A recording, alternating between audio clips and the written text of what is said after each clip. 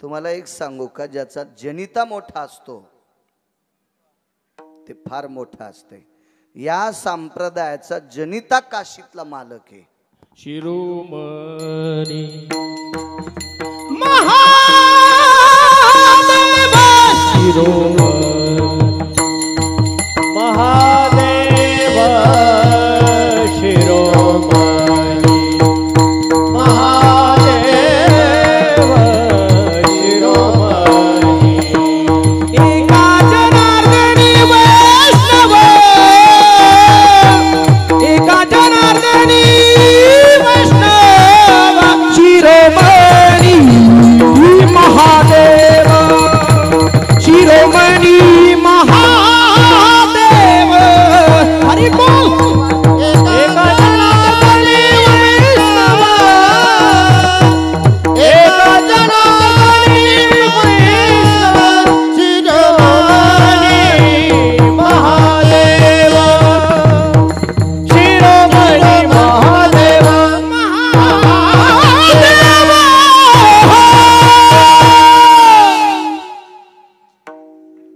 या संप्रदायाचे जनिते निर्माते, या संप्रदायाचे संस्थापक अध्यक्ष भगवान शिवशंकर आहेत.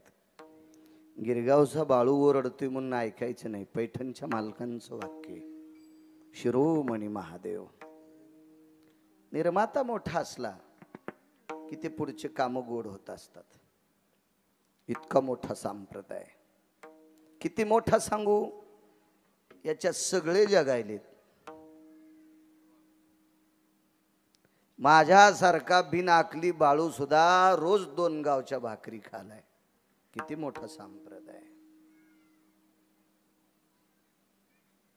या पवित्र वारकरी संप्रदायानं गोडशी दखल घेतली. सूर्योदय म्हणत नाही हा संप्रदाय, अरुणोदय म्हणतोय. अरुणोदय जान तम निरसे सहजापन. खर तर प्रकाश देणं हे अरुणाचं काम नाही, प्रकाश देणं हे सूर्याचं काम आहे. तरी पण सूर्योदय म्हणत नाहीत, अरुणोदय म्हणतात. का? कारण भगवान प्रकाश देवतेचा रथ अरुणाच्या व्यतिरिक्त जगाच्या पाठीवर कोणालाच हाकता येत नाही. एक सहज कल्पना करा, जाऊ द्या. एक दिवस जर अरुण नावाची व्यक्ती गैरहजर राहिली तर आपल्याला उद्या प्रकाश मिळेल का हो? नाही मिळू शकत. दैनंदिन जीवन आपलं किती विस्कळीत होईल, किती विस्कळीत होईल. कल्पना करा ना, किती विस्कळीत होते. बरोबर 4:30ला काय लोक बिडी वडतात. कधी वडायची हो त्यांनी? कधी वडायची मला सांगा ना तुम्ही. बरोबर तंबाखू टाकलेलं ते एक पेस्ट असते, त्यानं दात घासले ते 5 मिनिटाच्या नंतर तोंड चुनचुन होतं म्हण त्यांचं, की लगेच त्याला डबा उचलावा लागतो. एक दिवस जर अरुण नाही आले तर कसं व्हायचं या भंगिऱ्याचं मधल्या? जाऊ द्या चांगल्यांचं. यती कधी उठेल, योगी कुठं उठेल, तपी कुठं उठेल, सिद्ध कधी उठेल, अनुरागी कुठं उठेल, नामधारक कधी उठेल ते ठरविल. कारण सूर्याला प्रकाश द्यायची ताकद यांच्यात आहे, यांचं काय अडत नाही. पण तुमच्या माझ्यासारख्या बैंगण्याचं अडकत ना. कधी म्हशीची धार काढायची, कधी गायची धार काढायची, नेमकं काय करायचं? एक दिवस अरुण गैरहजर असला तर त्याच्याशिवाय रथ कोणी हाकू शकत नाही. म्हणून सूर्योदय नाही, सकाळच्या काकड्यात सुद्धा दखल आहे. उठा अरुणोदय प्रकाश झाला, अरुणोदय प्रकाश झाला, घंटा गजरा गरजिनाला,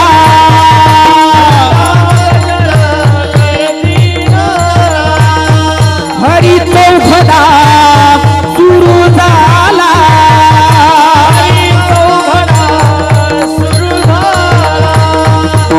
काकडारती समयाचा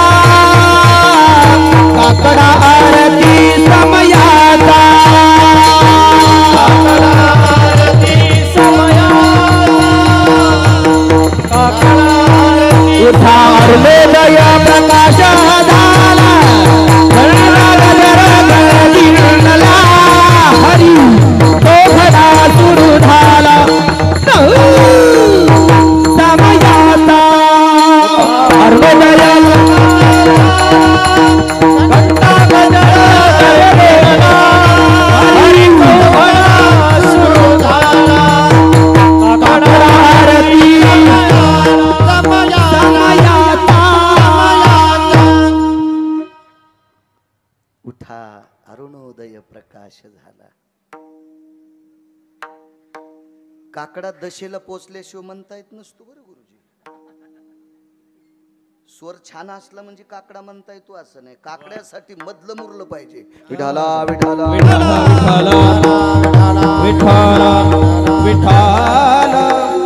वैकुंठवासी माधव महाराज मगरांचं वाक्य, काकडा जर त्या चालीत म्हटला तर त्या परिसरातलं धन कांड्या कांड्यानं वाढत आहे. इतकी सकाळच्या वारकऱ्याच्या संधीतली ताकद आहे. आणि तसा निळोबारायाचा दंडक आहे. अभंगाला स्वर लावणं आपल्या बापाची जागिरीच नाही ती. निळा मने नवरस देख जानती गायक विरळा ते. कारण अभंगाला स्वर लावण्यासाठी अभंगाची अर्थदृष्टी ठेवून अभंग वाचायचा, मग स्वर. काय काकडा महाराज. उठा अरुणोदय प्रकाश झाला. सूर्योदय नाही, अरुणोदय. का? कारण महाराज दात्यापेक्षा एखाद्या घरी जर आपण जेवायला गेलो ना तर माणसं मोठाडपणानं 4-2 हजार खिशात घालणाऱ्याला कधी गाडी उभी करतेत. पण पांचाटा लक्षात ठेव, याची बायको ताब्यात होती म्हणून त्यानं तुला स्वयंपाक केलाय तिनं. हो, ज्याची बायको ताब्यात नाही का त्यानं बाहेरच सप्ते हाणाव. इकडंच कधी कधी आपण ज्याच्या घरी जेवलो, अन्नदाता सुखिन संतो यते सुगरणो भयस्थिता कृपा पात्रे नस्तता वैशाम्यर भवयाप्ती पुनीत कामिनी जयहा नैवम गांजा कसम लिखितम. कधी कधी त्या माऊलीचे सुद्धा उपकार असावा. आणि कोणाही माणसानं सांगावा, घरी जर आपल्याला कोणाला न्यायचं असेल तर पैशावर नेताच येत नाही. बंगला लय मोठा असला म्हणजे नेताच येत नाही. बायको ऐकण्यात असली त्यानंच नेत जावं. हो, बायको ऐकण्यात असली की नेलं पाहिजे, नाही तर नसतं नेता येत घरी. मग बघा, आता एखाद्या वेळेस त्यानं खूप पैसे कमवले असतील पण स्वयंपाक तिनं केलाय, किंमत आहे तिला. प्रकाश देण्याची ताकद सूर्यदेवात आहे, पण तुमच्यापर्यंत त्या मालकाला पोचवायची ताकद अरुणात आहे. म्हणून अरुणोदयी जाण तम निरसे सहज. आपण अरुणाचा उदय झाला की तम शिल्लक राहत नाही. तम म्हणजे अंधार, अंधार शिल्लक राहत नाही. कधी? अरुणाचा उदय झाल्यावर अंधार शिल्लक राहत नाही. आणि कामावर आणि क्रोधावर ज्यानं जय प्राप्त केला त्याचं दर्शन झालं की कोणतंच बंधन शिल्लक राहत नाही. असं कोण सांगतंय? पैठणचे मालक. साधा सोपा सरळ अभंगाचा अर्थ झालं कीर्तन. विठाला विठाला. मोठ्या श्रद्धेने, मोठ्या अट्टहासाने, मोठ्या असीम प्रयत्नाने चालत असलेली फार जुनी परंपरा आहे.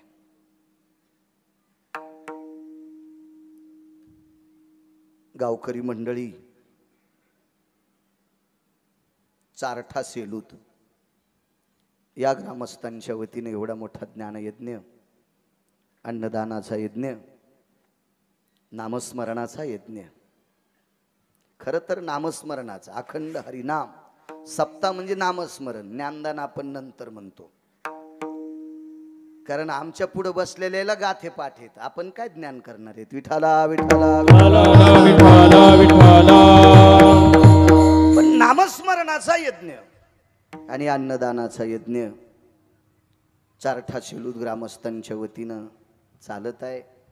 मला वाटतंय मागे पण एक यज्ञ झाला ना बुवा, एक आताचा हा सुवर्ण महोत्सव 2 वर्षापूर्वी. वा वा. याच्या अगोदर पुन्हा 2 यज्ञ झाली. एखाद्या मातीत ताकद असती. तुम्हाला एक सांगू का, काही काही ठिकाण फार दुर्मिळ असतात जिथं शिवजींचं अधिष्ठान स्नेहाचं आहे. स्नेह म्हणजे तेल. जिथं मारुतीरायाचं अधिष्ठान सुद्धा तेलाच आहे. आमच्याकडे यशवाडीला मारुतीराय स्नेहाचे. स्नेह म्हणजे तेल. आणि शनिदेवांना तर स्नेहच लागतं. स्नेहसूत्र वन्नी. वन्नी म्हणजे अग्नी, सूत्र म्हणजे वात, स्नेह म्हणजे तेल. तेलाचं अधिष्ठान आहे. जिथं मारुतीराय तेलाचं अधिष्ठान तिथं सर्व नवग्रह एकत्रित. भगवान सूर्यनारायणाचं अधिष्ठान तिथंच. नवग्रहापैकी एक शनिदेव तर इथं आहेतच. शिवजी सुद्धा 11वे रुद्र, तेही तेलाचंच अधिष्ठान आहे. असं एक आगळं वेगळं नाविन्य अधिष्ठान, आणि त्या अधिष्ठानात या तिन्ही देवांचं वास्तव्य म्हणून इथं यज्ञ होतात. या मातीत ताकद आहे. चारठा शेलूद ग्रामस्थांच्या या पवित्र अंतकरणाला चालना या तिन्ही देवांची आहे. म्हणून एवढ्या मोठ्या उत्साहाने तुम्ही एवढं मोठं पारमार्थिक सत्र भरवता. गावात जेवढ्या आडनावाची मंडळी असतील तेवढ्यांना कोटी कोटी धन्यवाद. सगळ्यांची नावं मला पाठ नाहीत महाराज, माफी असावी. सगळ्यांना प्रणाम करतो. गावातल्या ग्रामस्थ, आबाल, वृद्ध, तरुण सगळ्यांना प्रणाम करतो. या कार्यक्रमाला लाभलेले आशीर्वादाचं स्वरूप धर्माचार्य श्री श्री 1008 महामंडलेश्वर योगीराज दयानंद महाराज, माझ्यावर अतूट प्रेम करणारं व्यक्तिमत्व, श्री गुरु दयानंद महाराजांच्या चरणी प्रणाम करतो. तथा हरिभक्तीपरायण वैकुंठवासी उद्धव महाराज कोरडे याच गावातलं रत्न, वारकरी शिक्षण संस्थेमध्ये माझ्या आळंदीत ज्ञानोबराय तुकोबरायच्या दरबारामध्ये विद्येचं अर्जन करत होते. कालाची मर्यादा आहे. उपजल्या पिंडा मरण सांगाते. महाराजांना जाऊ लागलं. तोही पवित्र पिंड याच मातीतला आहे.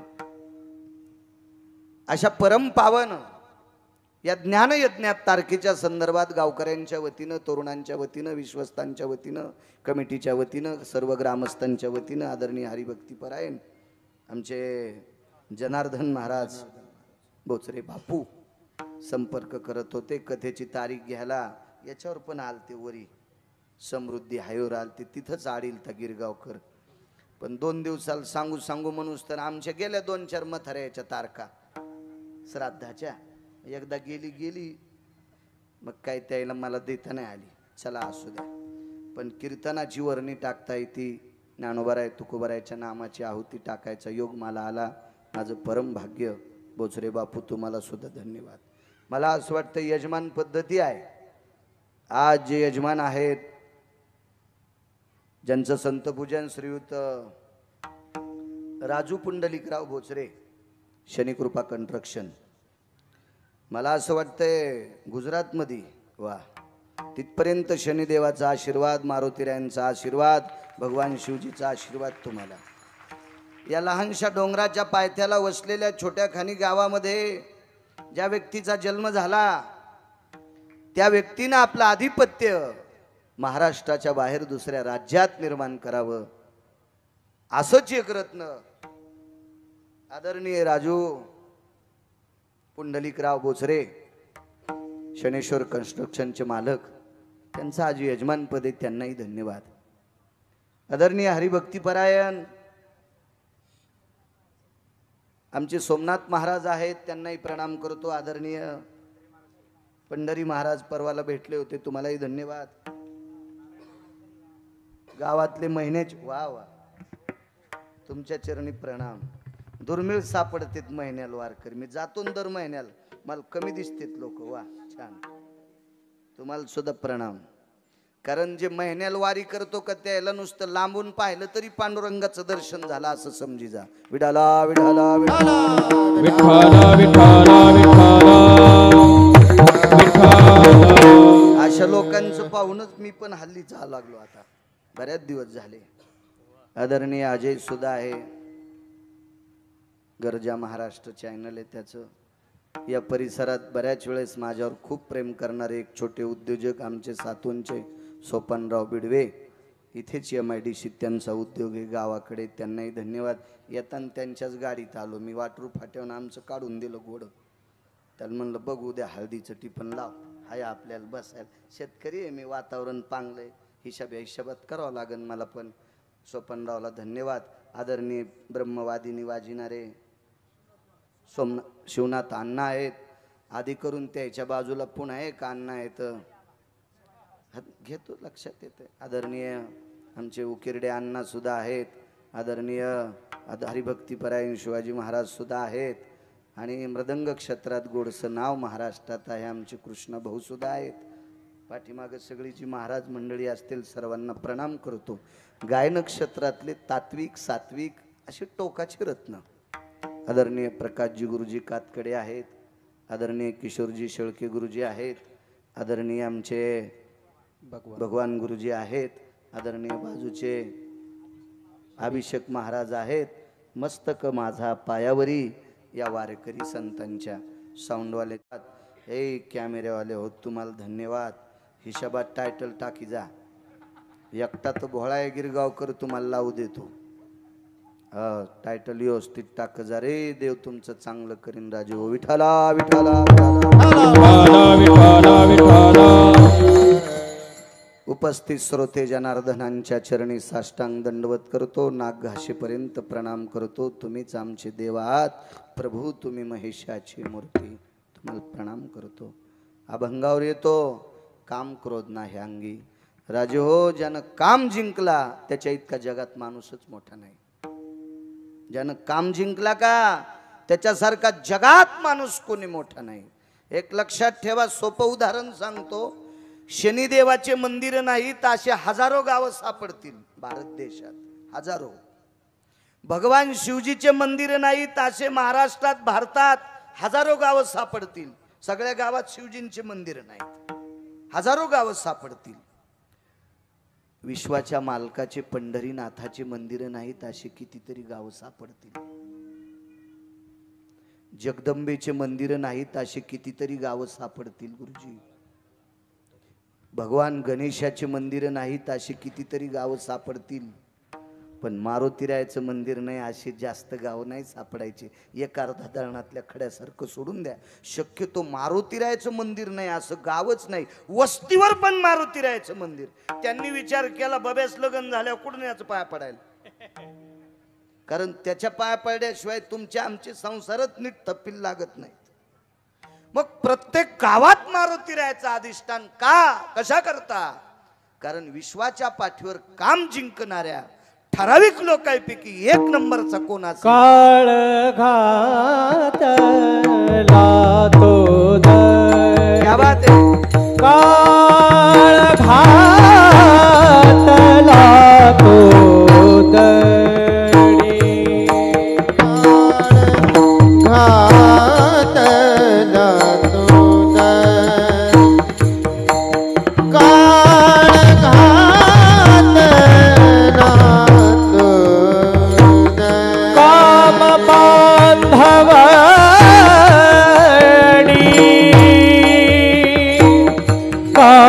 बांधवडी काम बांधवडी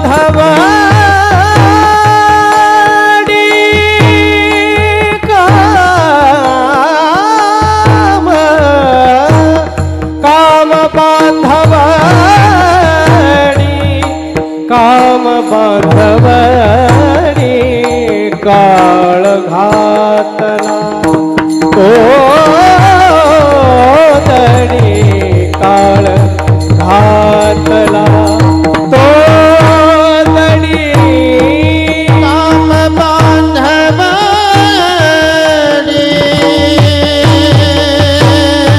काम बांधवडी काम बांधवडी काम बांधवडी काळ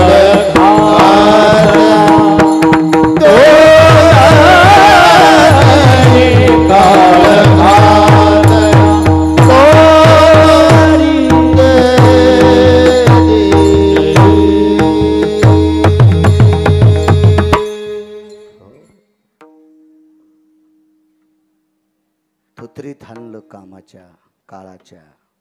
काय ताकद महाराज. कामाची नाही ते क्रोधाची कैसा. काय कामावर जय प्राप्त केलं ते मारुतीराय. आणि विश्वाच्या पाठीवर काही ठराविक लोकांची यादी, त्याच्यातलं एक नंबरचं व्यक्तिमत्व काम जिंकणारं कोण असेल तर ते मारुतीराय आहेत.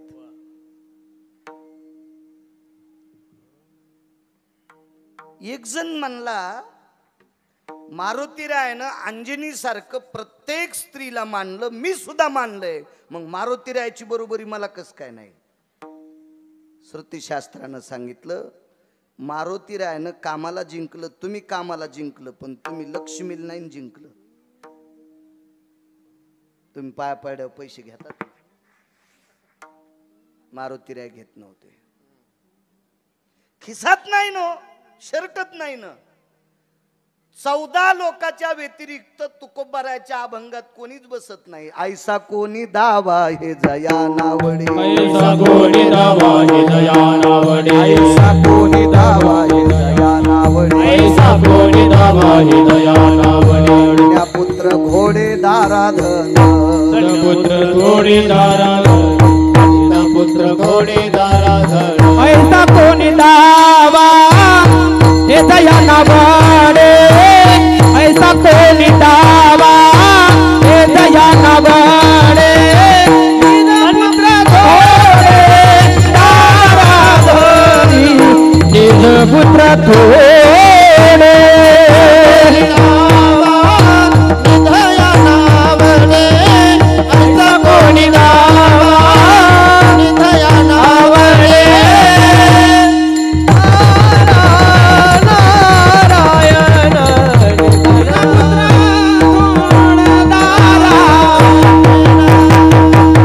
ऐसा कोणी दावा हे जया नावडे.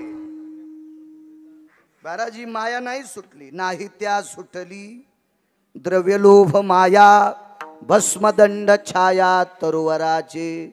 भीष्माचार्य पण एका अंशता गुंतले. कामाच्या बाबतीत फार बाजूला सुटले, पण थोडासा घरच्या लोकांशी मोह समर्पित केला. एक मी सांगत नाही, पुराण सांगते. कशातच न गुंतलेली व्यक्ती मारुतीराय, म्हणून त्या व्यक्तीचं दर्शन घेतल्याशिवाय पापेचे सुद्धा संसार सुरळीत होत नाहीत. काम जिंकण्याची ताकद आहे नराची यादीत. चला पुढे. किती कामी चित्र, कडक करा आवाज. किती कामी चित्र, किती काम. मर्यादा पुरुषोत्तम रामचंद्रांना भगवान शिवजींची स्थापना करायची. मर्यादा पुरुषोत्तम रामचंद्र पंढरीतले मालक 7व्या अवतारात समुद्राच्या तीरावर भगवान शिवजींची स्थापना करायची. शिवपुराण चालू ना. आदरणीय संतोष महाराज यांच्या मुखारविंदातून ऐकता तुम्ही. मर्यादा पुरुषोत्तम रामचंद्र शिवजींची स्थापना करायची ठरली समुद्राच्या तीरावर. काम किती विचित्र बघा. दोघच होते सोबत,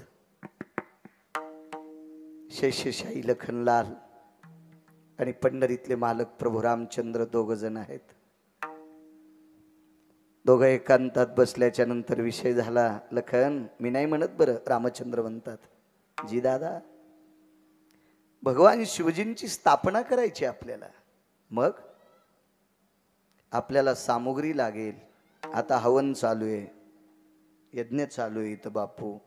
किती तीळ लागतील, किती जव लागतील, किती अक्षता लागेल, किती सुपाऱ्या, किती हळकुंड, किती बदाम, किती खोबरं, किती खडी साखरेचे खडे, हे सगळं लिहून दिलं भूदेवांनी.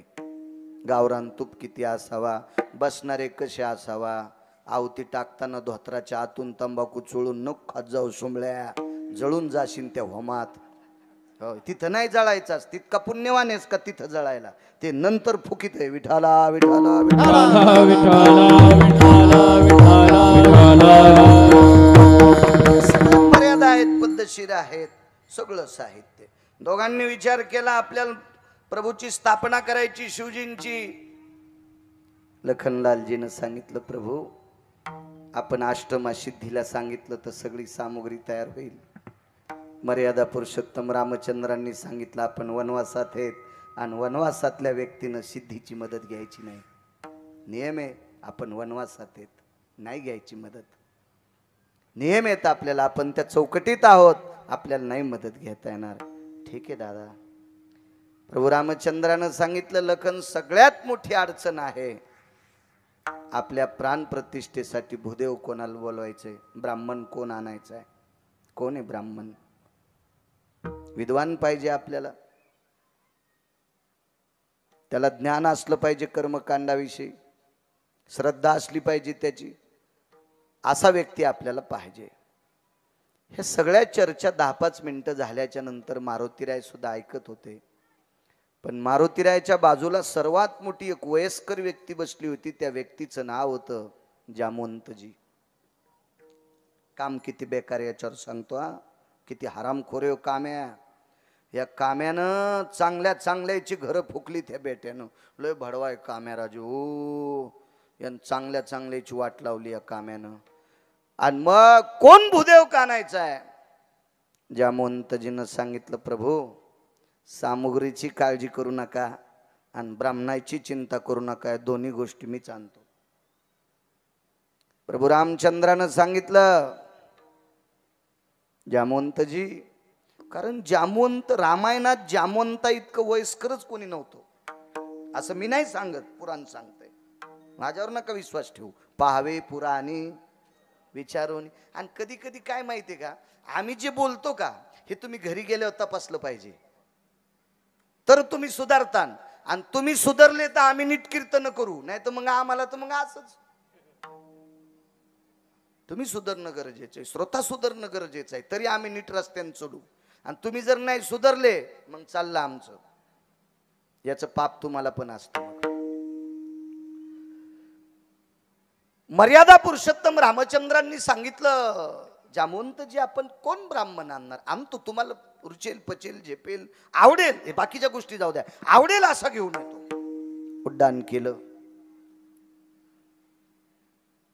लंकेत पोचले. राज दरबारात जामवंतानी प्रवेश केल्याबरोबर 65 खुर्च्या उंच, 65 पायऱ्यापेक्षा उंच असं सुंदरसं सिंहासन होतं सोन्याचं. त्या सिंहासनावरचा राजा कोणालाच खाली आला नव्हता, कोणालाच नाही. तो खाली आलाय एका अस्वलाला बघून. अस्वल म्हणजे जामवंतजी. कुळात अस्वलाच्या होते, ऋषाच्या कुळात होते, अस्वलाच्या कुळात. 65 पायऱ्या ओलांडून सोन्याचं सिंहासन ओलांडून खाली आले. एक सांगू राजे हो, त्या 65 पायऱ्यापैकी 9 पायऱ्या विशिष्ट होत्या. 9 पायऱ्या विशिष्ट होत्या.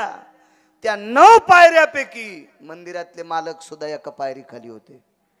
माझी लायकी नाही त्यांच्या विरोधात बोलायची, पण रामायण सांगते भगवान शनिदेव सुद्धा एका पायरी खाली होते. काय राजा असेल होते, त्याला ग्रहाची सुद्धा किंमत नव्हती गुरुजी. इतकं वश केलं तर त्या राजाने, इतकं वश केलं तर इतकं वश. तार तार तार तार तार तार खाली आलेला आहे.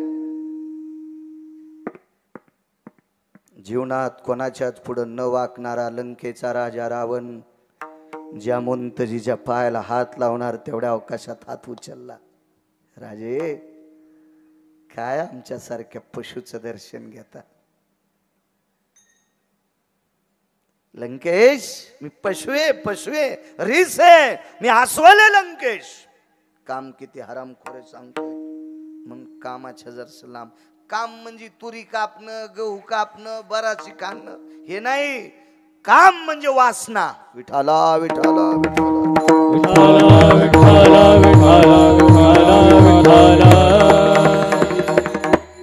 कधीच न वाकणारा रावण वाकू लागला. पायाला स्पर्श करत होता, हात लावू दिला नाही. एक जणानं विचारलं जामवंतजीच्या पाय का पडत असेल रावण. रावणाच्या आजोबाचे मित्र होते जामवंत. आणि जामवंतजीनं राजकारणात रावणाच्या आजोबाला फारसं मार्गदर्शन केलं. म्हणून रावणाचे आजोबा रावणाला जामवंताविषयी फारच मोठं सांगायचे. योग आलाय, आपल्या आजोबाला मदत करणारी व्यक्ती आज आपल्याला भेटली. प्रणाम काकाश्री. काय सेवा करू नकोय काय. बसता का सिंहासनावर नाही, आम्ही जंगलातली माणसं आहेत.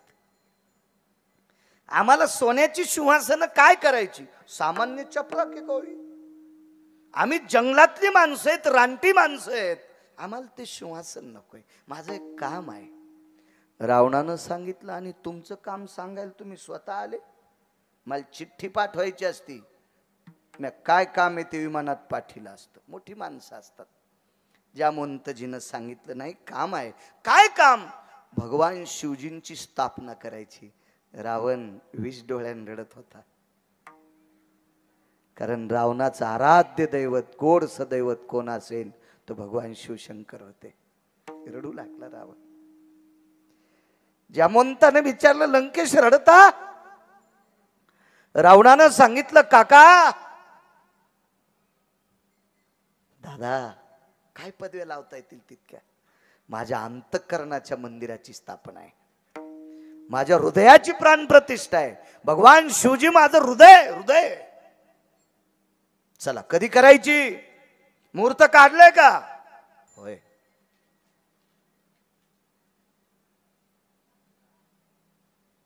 जामवंतानं सांगितलं लंकेश एक बोलू. भगवान शिवजीची प्राण प्रतिष्ठा करण्यासाठी तुम्ही येणार आहात ते मला माहित आहे. पण यजमानाचं नाव ऐकल्यावर येतान का? कोण आहे यजमान? मर्यादा पुरुषोत्तम रामचंद्र यजमान आहेत. 10-5 सेकंदापुरता चुप बसला रावण. अरे अरे आपला यजमान तर विरोधक आहे. त्याचं ना आपलं तर विस्तू वाढवा जात नाही गुरुजी. प्राण प्रतिष्ठा अंतःकरणाची पण यजमान विरोधक आहे. कसं जायचंय? पण महाराज रावण ज्ञानी होता. रावण. काही ठिकाणी मी चांगलं म्हणत नाही त्याला. ते वारकरी संप्रदायाचा आधार घेऊन वारकरी संप्रदायाने रावणाला जुमानलं नाही का? बघा ऐका एखाद्या कीर्तनात सांगितलं असेल. पण रावण ज्ञानी आहे.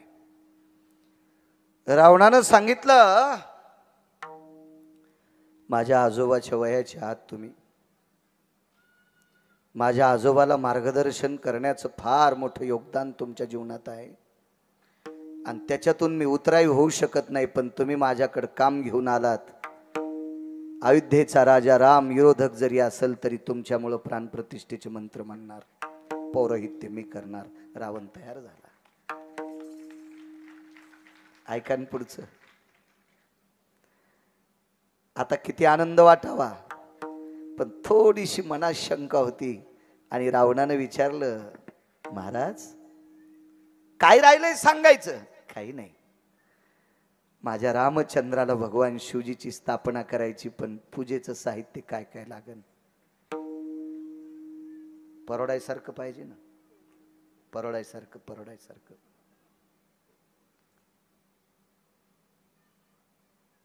कुंकू किती म्हणले? पाव किलो बस होते, कारण कोणीच लाईत नव्हतं. बदाम किती? तर 24 किलो. कसं परवडायचं मला सांगा. रावणानं विचारलं तुम्ही ह्या सामानाच्या बाबतीत इतका खेद शंका का? काही नाही. जसं तुमचं शिवजी दैवत आहे तसं माझं दैवत राम आहे. आणि ते राज्यात नाही, ते जंगलात आहे, घरी नाही. महाराज काय रावण विद्वान असलो गुरुजी. रावणानं जामवंताला सांगितलं काका ज्याचा यजमान जंगलात आहे त्याचं साहित्य पुरोहितानं पुरवायचं असतंय. ज्याचा यजमान जंगलात आहे, ज्याचा यजमान संकटात आहे, ज्याच्या यजमानाजवळ काहीच नाही त्याचं साहित्य पुरोहितानं पुरवायचं पाहिजे. हे त्रेता युगात रावणानं नमूद केलं. सरदार जी सरकार साहित्य भरा. विमानात साहित्य भरलं. पूजा मांडल्या गेली. रावणानं स्वतः एका पत्नीला सांगितलं हे प्रिय 3 बावणी या चंदनाचे पाट देऊन टाक. कोणाच्याही बापाला नव्हते ते. रावण ठराविक ठिकाणी नेत होता. एक कुठेही नेत होता त्याला बसायला. एक पुन्हा नाही. आज 3 टाकलेत विमानात आणि 3ही पाट 2 यजमानाला आणि 1 स्वतः आला. पूजा मांडली. मर्यादा पुरुषोत्तम रामचंद्र त्या पाटावर बसले. एका पाटावर रावण बसलेले. आता रावणाला आव जाऊ बोलते बरं का, इतक्या पुरतं. येरी तर मी त्याला रावणे म्हणतोय. एका कामा करता फक्त वारकरी संप्रदायामध्ये स्वतःची पत्नी ओघळता जगात कोण्याही जातीची बाई दिसली की तिला माय म्हणायचं, तो भारतातला 1 नंबरचा महाराज. आणि रावण या मार्कात नापास झालता, म्हणून वारकरी संप्रदाय रावणाला मोजित नाही. इथं मार्क गेले रावणाची चुलीत. रावण महाराज बसलेले आहेत, प्रभू बसले. रावणाने पुन्हा एक 14 विमानापैकी एक विमान अशोक वाटिकेत पाठवलं. त्या विमानामध्ये रावणाच्या 6 पत्न्या बसल्या. मंडोदरी वगळता, मंडोदरी नव्हती त्याच्यात, त्याच्या 6 पत्न्या बसल्या. आणि रावणानं काय काय शिकवलं असेल त्यांना, जाऊन सांगितलं सीतेला या विमानात आणा. त्या विमानात सीता आईसाहेब बसल्या. विमान पुन्हा समुद्राच्या तीरावर पूजास्थळी आलं. त्या विमानातनं खाली उतरल्या. मर्यादा पुरुषोत्तम रामचंद्राला शंका होती, मला यजमानाच्या पाठावर बसिलं आणि यजमानाचं लग्न झालेले, आता ह्या पाठावर कोणाला बसित, ह्या पाठावर कोणाला बसित. तर मर्यादा पुरुषोत्तम रामचंद्रांनी रावणाला एकच प्रश्न केलता, भूदेव नाव नाही घेतलं, ते बी लय बहादर हो महाराज, त्याचे इतकं डोकं कोणाला आहे का? देव चतुर देव चतुर देव चतुर देव चतुर देव चतुर देव चतुर देव चतुर देव चतुर जाणून अंतर वर्ततसे, जाणून अंतर वर्ततसे, अंतर वर्ततसे जाणून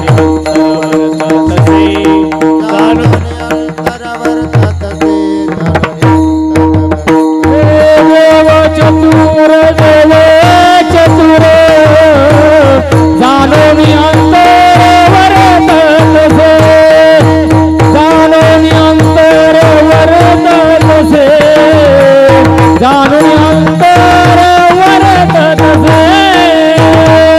देव चतुर देव चतुर जाणून अंतर वर्ततसे, जाणून अंतर वर्ततसे, जाणून अंतर वर्ततसे.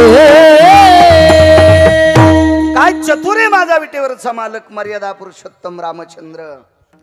रावणाला लंकेश राजा वगैरे काहीच पदी नाही. भूदेव यजमानस्तस्तानवतशः, मला स्थानवत केले. सभार्या सस्थितायाम, पण या यजमानाला बायको आहे. हे आसन कोणासाठी? रावणानं सांगितलं कळेल यजमान, ते पण लय रगील, राम म्हणलंच नाही. ते का साधं होतं का, ते बी लयच रगील, तेही राम म्हणलंच नाही.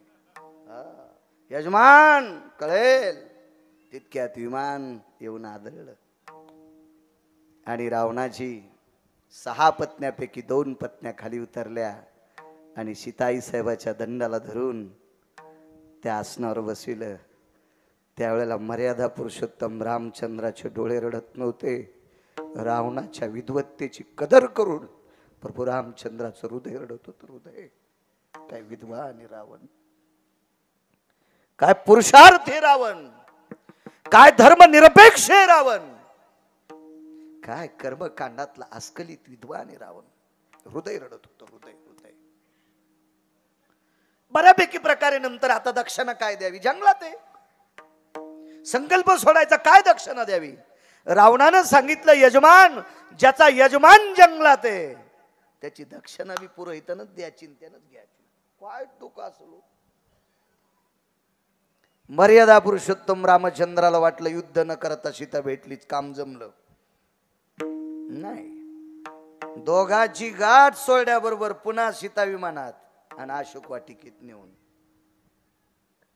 बापू प्रभू रामचंद्रानं विचारलं, भूदेव माझी पत्नी मला प्राप्त झाली नव्हती, मी पूजे करता आणली होती. ज्याची बायको जिवंत आहे त्याला बिना एकट्याला बसताच येत नाही. माझ्या शिवजीनं मला मान्य केलं नसतं म्हणून मी पूजेपुरती आणली, आता नाही.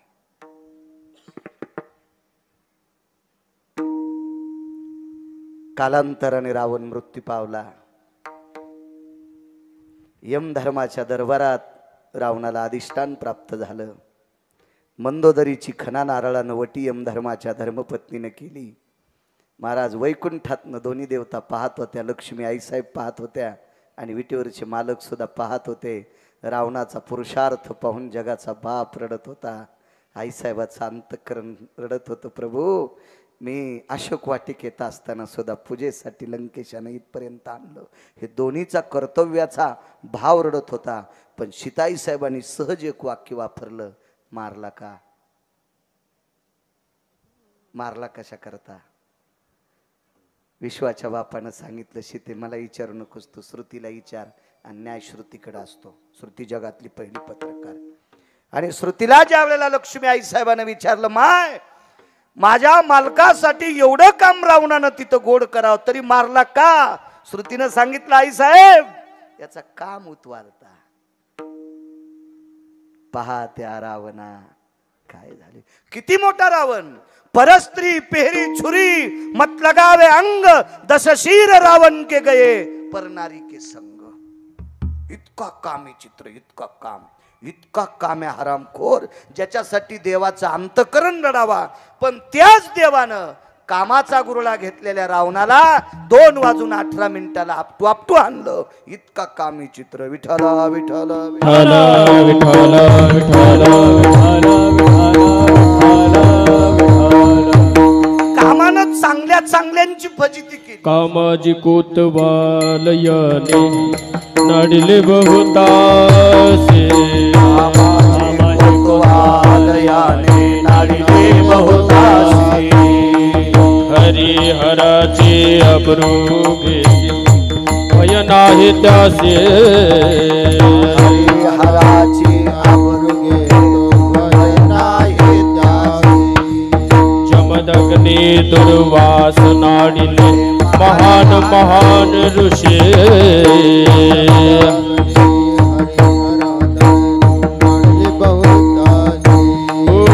क्रोधाचे फौजदार तो हे मिळाला त्यासी.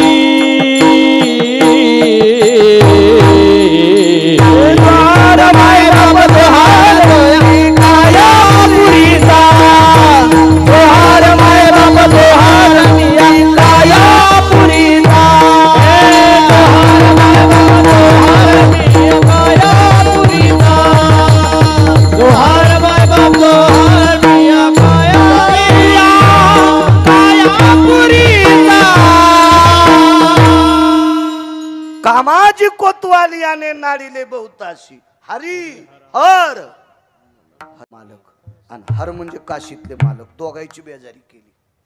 महाराज नालायक जालिंदराला मारण्यासाठी विश्वाच्या मालकाला 2 वानराचं साह्य घ्यावं लागलं. पवित्र तुळशी सारखी वृंदा.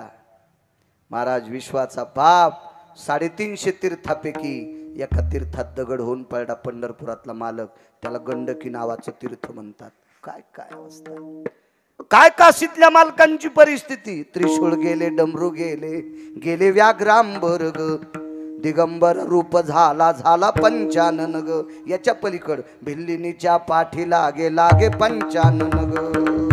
इतकं काम. हरिहराची आबरू घेतो भय नाही त्याशी. हरिलाई आणि भगवान शिवजीला सुद्धा बेजार केलं. जमदग्नी दुर्वास नाडिले मान. कोण जमदग्नी? महाराज त्या साधूची सेवा केल्याच्या नंतर एवढं पातिव्रत्येचा पुरुषार्थ टोकाला गेला तर पदरात पाणी येत होतं. पण पाण्यातल्या माशाचा संसार पाहिला. पदरात पाणी येणं बंद झालं.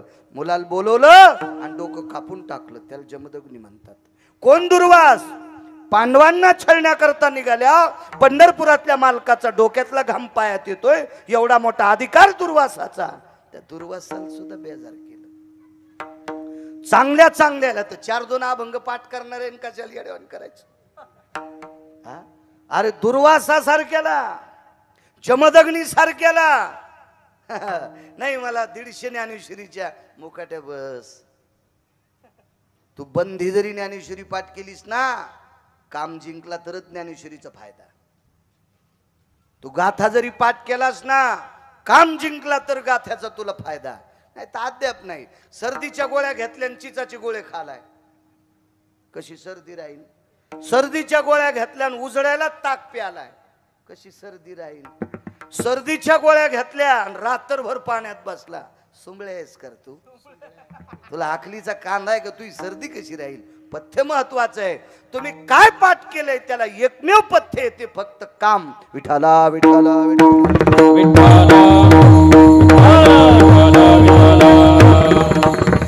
मला सांगा, इतका कामी चित्र ज्यानं जिंकला तो नराच्या यादीत आहे. एक जण म्हणला मी लग्न जास्त केले, मी नर नाही का? चल वय तिकडं. तू लग्न जास्त केले म्हणजे नर आहे का? नराच्या यादीत लग्न करणारा आला असता तर चित्रकेतूचा पहिला नंबर लागला असता. त्यांनी 1 कोटी लग्न केले. लग्न केल्यानं जर नंबर लागला असता तर रावणानं 80,000 लग्न केले. लग्नाच्या यादीत आला असता तर 1800 लग्न गोपीचंदानं केले. लग्नामुळे जर नराच्या यादीत आला असता तर 1200 जनकानं केले. लग्नाच्या यादीमुळे जर नराच्या यादीत आला असता तर राजा दशरथानं 703 लग्न केले. देवाचा बाप आहे तरी नराच्या यादीत नाही का? काय चुकलं दशरथ राजाचं? 702 पत्न्या केल्या बुवा. 700 पत्न्याची नाव असू द्या, पण एक साध्वीन एक सद्विद्या, 2 पत्न्या. ह्या असताना पुन्हा का कशाला काम इकडं तिकडं? पण लग्न लावायला गेले का? आणि लग्न लावत असताना नवरीच्या बाजूला करोली उभी, तीच आवडली. नवरीच्या बाजूला करोली उभी होती, तीच आवडली. तीच अशोपती राजाची पोरगी होती. अशोपती राजा चांगला पण बायको हरामखोर होती. विठाला विठाला विठाला. अशोपती राजाला बायको नालायक होती. कर्कशे संगती दुःख उदंड फजिती. मी नाही म्हणत, मालकांचं वाक्य. कर्कशात नव्हती, इतकी नालायक. मुलगी सुंदर होती. कशाहून? सुंदरपणाचा अभिमान म्हणी. नामदेवराय म्हणतात त्यार्थी ती सुंदर होती. पुढचं आपल्याला नाही इचकायचं. सुंदर होती. आणि पण आई नालायक. संस्कार झाले. तिचं नाव कैकई. तिला अविद्या म्हणायचं. साध्वी सद्विद्या आणि कैकई अविद्या. आणि या अविद्येमुळं नराच्या यादीतून राजा खाली आदळला. नराच्या यादीमधून स्त्री लंपटाच्या यादीत गेले. तिथे महाराज जगाचा बाप पुत्र आहे. वैराग्याचं टोक आहे, वैराग्याचं सूत्र आहे, वैराग्याचं फार मोठं अधिष्ठान आहे. या सगळ्या पोरायला बेजार कावं लागलं फक्त स्त्री लंपट मुळावळं. काय भरतासारखा टोकाचा माणूस नंदीग्रामाला लग्न करून अंगाला काव लावा लागली. लक्ष्मणासारखा अधिकारी व्यक्ती बायकोला घरी ठेवून भाऊजाईची वनात सेवा करावी लागली. कोण? शत्रुघ्न. विश्वाच्या मालकाच्या पादुका ठेवून वरी छत्र धरावं लागलं. इतकी परिस्थिती बिकट फक्त एका बाईमुळं. नराच्या यादीतून मार्क तिथं संपले. महाराज एवढ्या मोठे पुरुषार्थ. लग्न केल्यानं माणूस नराच्या यादीत येत नाही. एक जण म्हणला ताकद असल्या बराच नाही खांदायची सुंबळ्या, ओळही नाही दाबायची, हाती नाही उचलून आणायचा. महाराज नराच्या यादीत येण्यासाठी काम जिंकणं. आणि काम किती अवघड. एका महाराजानं तपश्चर्या केली. फार चांगले महाराज होते. फार तपश्चर्या केली. एवढी तपश्चर्या त्या महाराजानं जी बाई दिसन तिच्याकडे बघितल्याच्या नंतर वात्सल्यायत भवो मातृत्वाहा असे शब्द वापरायचे. आई तुल्य माता, आईन माता एकच. वात्सल्य काय असे गोड गोड गोड शब्द वापरायचे. इतकी महाराजाची टोकाला विद्वत्ता गेली. एवढं मोठं आचरण टोकाला गेलं. महाराजाला नेण्यासाठी विमान आलं. महाराजाला 15 ते 20 मिनिटं आयुष्य शिल्लक आहे. तासाभराचा अर्ध्या तासाचं आयुष्य शिल्लक. महाराजांच्या पर्णकुटीच्या पाठीमागं विमान उतरलेलं आहे. विमानाच्या पुढं अशा सोन्याच्या चादरी टाकल्या. त्या चादरीहून महाराजाचा दिव्य तेज, तो आत्मा त्या सोन्याच्या चादरीहून वरी जाणार. काम सांगायलो. काम जिंकला की नराच्या यादीत. महाराजाचं आयुष्य शिल्लक राहिलं 15 मिनिटं. त्याच्यातले 15 मिनिटातले 5 मिनिटं निघून गेले. महाराजाचं आयुष्य राहिलं 10 मिनिटं. 10 मिनिटात महाराज विमानात बसणार. कोण्या विमानात? या टपराच्या नाही. पुष्पक बी नाही. वैकुंठात नेणारं विमान.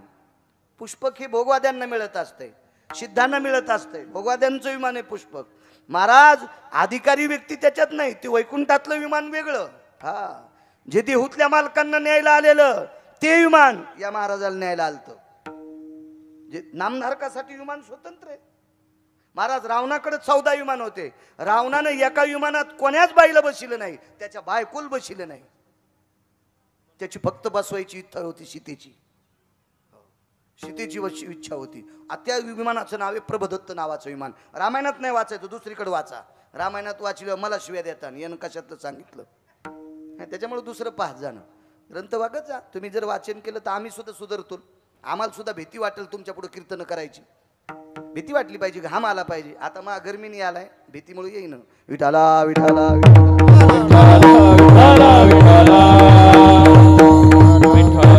कारण बोला कूलर यायला कूलर मलाच नाही लावलं. जिल्ह्यापेक्षा तालुक्यात मोठा झाला. पण असू द्या, कधी कधी काही दिवस सुनाचे असतात, काही दिवस सासूचे असतात. आज आपले दिवसच नाहीत असं समजायचं. विठाला विठाला